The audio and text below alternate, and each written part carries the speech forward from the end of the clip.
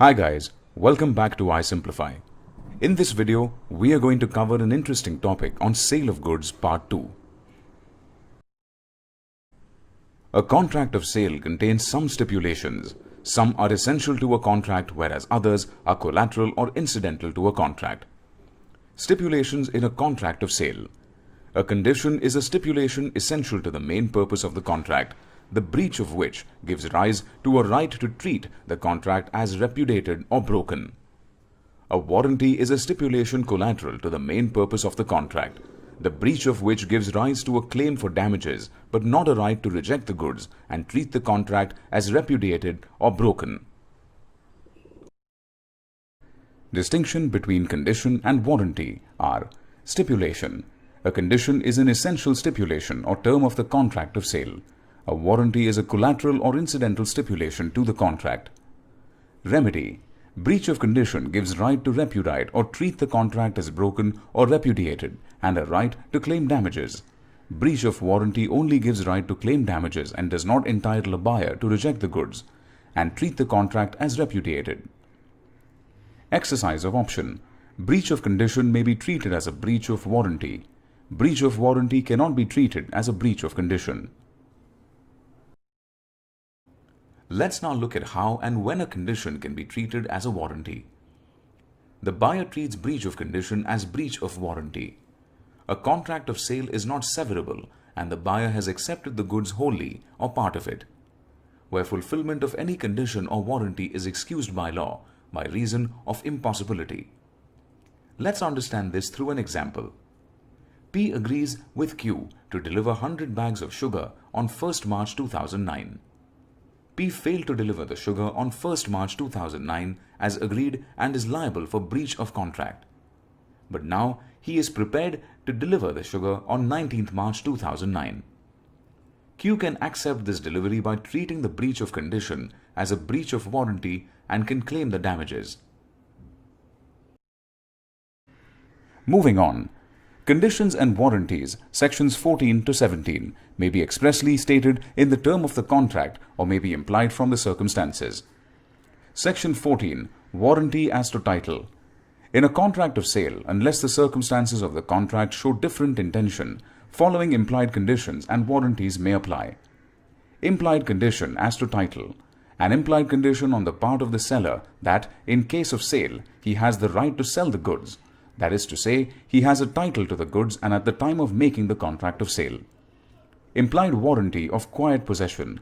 In every contract of sale, unless the circumstances of the contract show different intention, there is an implied warranty that the buyer shall have and enjoy quiet possession of the goods. And lastly, implied warranty that goods are free from encumbrances. There is an implied warranty on the part of the seller that the goods are free from any charge or encumbrance. Section 15. Sale by description.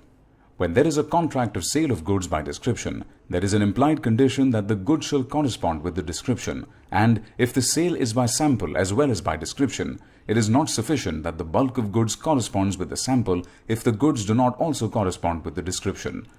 For example, if a purchaser describes the physical appearance of the goods required or gives a brand name or a particular trademark, the goods supplied should obviously correspond with the description. The breach of this condition entitles the buyer to reject the goods. For example, A agrees to sell Calcutta linseed to B on its way from Calcutta to England. The linseed sent to England from Calcutta contains 2 to 3% of other seeds and is not saleable in the market as Calcutta linseed. B may refuse to accept the goods, but if he accepts them, he can only claim damages for a breach of warranty. Section 17. Sale by sample. A contract of sale is contract for sale by sample where there is a term in the contract to that effect. Such term may be expressed or implied. Implied conditions in sale by sample are: that the bulk of goods corresponds with the sample in quality, that the buyer shall have a reasonable opportunity of comparing the bulk with the sample, that the goods shall be free from any defect rendering them unmerchantable, which would not be apparent on reasonable examination of the sample. Doctrine of caveat emptor, section 16. It means the buyer must take care, buyer beware. As a general rule, the buyer purchases the goods at his own risk, relying upon his own skill and judgment. In the contract of a sale of goods, there is no implied condition or warranty as to the quality and fitness of goods for a particular purpose. Exceptions of this rule are custom or usage of trade. An implied condition as to quality or fitness for a particular purpose may be annexed by the usage of trade.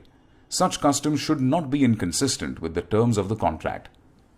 Fraud, when the seller obtains the consent of the buyer by either concealing the defects in the goods or by false statement in order to deceive the buyer, the seller is liable.